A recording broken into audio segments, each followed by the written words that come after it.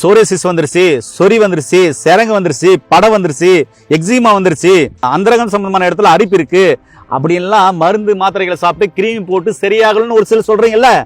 உங்களுக்கு எளிமையா, ரொம்ப ரொம்ப எளிமையா சீக்கிரமா சரியாகிற மாதிரி ஒரு அழகான டிப்ஸ் தான் சொல்லியிருக்காரு. இப்போ இந்த பூ இருக்குன்னா இந்த பூவோட இந்த இலையும் அப்படியே சாப்பிடலாம். பாருங்க, இந்த பூ இருக்குன்னா இந்த பூவோட அந்த இலையும் அப்படியே சாப்பிடலாம். இது எதுக்குன்னா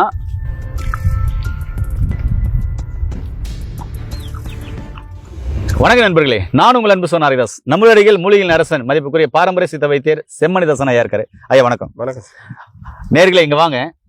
இதுதான் பார்த்தீங்கன்னாக்க உன்னிச்செடி அப்படின்னு சொல்லுவாங்க. இது பூக்கள் பாருங்க நிறைய இருக்கா. இந்த பூக்கள்ல இங்க பாருங்க, நான் எவ்வளோ அழகாக இதை பறிக்கிறேன், பறித்து சாப்பிட போகிறேன் பாருங்க. உங்க முன்னாடியே என்ன தம்பி இந்த பூ சாப்பிடலாமா அப்படின்லாம் சொல்லுவீங்க. சாப்பிட்லாங்க பாருங்க.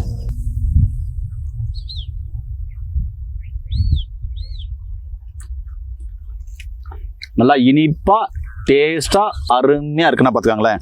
இப்படிப்பட்ட ஒரு அற்புதமான மூலிகை. இது பழம் வந்து கருப்பாக இருக்கும், சாப்பிட்டா இனிப்பாக இருக்கும். நம்மலாம் சாப்பிட்ருப்போம் இல்லையா. இது உன்னி செடின்னு சொல்லுவாங்க. ஐயா இதுக்கு ஒரு பேர் வச்சிருக்காரு.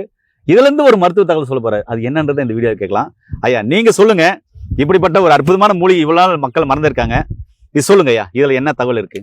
வணக்கம். இது வந்து பாத்தீங்கன்னா ஜிமுக்க மல்லி அப்படி என்று ஒரு சொல்லக்கூடிய இந்த மூலிகை உன்னி பழம் அப்படின்னு சொல்லுவாங்க.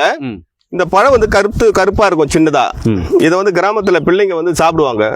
இப்போ நம்ம ஐயா மரியாதைக்குரிய ஐயா ஆரோக்கியதாஸ்ஜி அவர்கள் சாப்பிட்டது காட்டினாங்க பாருங்க. அதே போல இந்த பூவை வந்து சாப்பிடலாம். இதுல தேன் நிறைய இருக்கு இந்த பூவில். இந்த இலைகளை அரைத்து மஞ்சள் வைத்து அரைத்து மேலே பூசி கொண்டு வரும்பொழுது தோல் நோய்கள் அனைத்தும் தீரும். தோல் நோய்கள் அனைத்தும். ஆமா நண்பர்களே, நல்லா புரிஞ்சுக்கோங்க. சோரியாசிஸ் வந்துருச்சு, சொறி வந்துருச்சு, சிரங்கு வந்துருச்சு, படை வந்துருச்சு, எக்ஸிமா வந்துருச்சு, அப்புறமா பார்த்தீங்கன்னாக்க அந்த அந்தரகம் சம்பந்தமான இடத்துல அரிப்பு இருக்கு அப்படின்லாம் மருந்து மாத்திரைகளை சாப்பிட்டு கிரீம் போட்டு சரியாகலன்னு ஒரு சிலர் சொல்றீங்கல்ல. உங்களுக்கு எளிமையா, ரொம்ப ரொம்ப எளிமையா சீக்கிரமா சரியாகிற மாதிரி ஒரு அழகான டிப்ஸ் தான் சொல்லியிருக்காரு. இதுலயும் தோல் நோய்கள் குணமாகனா பாருங்க எவ்வளவு ஆச்சரியமான தகவல்னு.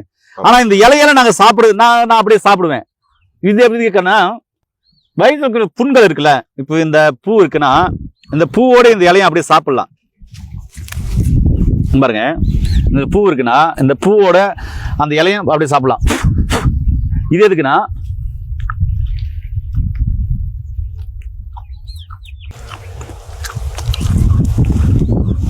இது எங்க தாத்தா சொல்லி கொடுத்த வைத்தியம். எதுக்குன்னா வயிற்றுல புண்ணு இருக்குன்னு ஏன் வெள்ளாடு ஓட்டுன்னு போவோம், செம்மறியாடு ஓட்டுன்னு போவோம், அதெல்லாம் சாப்பிடும். அப்போ புடுங்கி தருவாரு. வயிற்றுல புண்ணு இருக்குன்னா பேசும்போதே அந்த ஸ்மெல் வரும். ஏடா வாயில இவ்வளோ கட்டணாத்தான் அடிக்குது, சாப்பிட்ற இதை அப்படின்னு புடுங்கி சாப்பிட்டு கொடுப்பாரு. அந்த நினைவிப்பு வந்ததுனால தான் இந்த இலையும் சாப்பிடலாம்னு சொல்றேன். இதை சட்னியும் செஞ்சு சாப்பிட்டுக்கிறாங்க. சொல்லுங்க நீங்க. இதை வந்துட்டு அடுத்து இதை பாருங்க, இது போல பூவும் தழையும் சேர்ந்து இது மாதிரி எடுத்துக்கணும். எடுத்துக்கிட்டு ஒரு 1/4 கிலோ தேங்காய் எண்ணெயில் இதை அப்படியே சும்மா கட் பண்ணி போடலாம். போட்டுட்டு அதனுடன் கூட வந்து வெட்பாலையில் ஒரு 6 இலை கட் பண்ணி போடலாம். போட்டு ஒரு 5 நாளைக்கு வெயிலில் வச்சிங்கன்னா அந்த எண்ணெய் வந்து ஒரு 5 கலராக மாறும். அந்த 5 கலராக மாறும்பொழுது 5 நாளைக்கு 5 கலராக மாறும். அப்புறம் அதை வடிகட்டி வச்சுக்கிட்டு தேமலுக்கு தடவணும்னா தேமல் மறையும். ஒரு மாதத்துக்கெல்லாம் தேமல் நல்லா மறைஞ்சிரும். அப்படி விட்டு ஒரு அருமையான மூலிகை இது. ஜிமுக்க மல்லின்னு பேர், உன்னிப்பழம் அப்படின்னு சொல்லுவாங்க. என்ன நண்பர்களே, ஐயா மருத்துவ தகவல் சொல்லிட்டாரு. ஆனால் எனக்கு அந்த டேஸ்ட் ஒட்டிக்கிச்சு. இது எப்படி தெரியுங்களா, அந்த ஈரல் லிவர் சாப்பிட்டா எப்படி அந்த டேஸ்ட்டில் சூப்பராக அருமையாக இருக்குது. ஏன்னா உங்களுக்கும் சோரியாசிஸ் இருக்கா, படம் இருக்கா, சொறி இருக்கா, எக்ஸிமா இருக்கா, தோல் நோய் பல வருஷமா இருக்கா, கவலைப்பட வேண்டாம். இப்படிப்பட்ட இயற்கையான மருத்துவ தகவலை தெரிஞ்சுட்டு இதை நீங்க எடுக்கிற மருந்து மாத்திரைகளோட ஆயிலோட பயன்படுத்தி பாருங்க.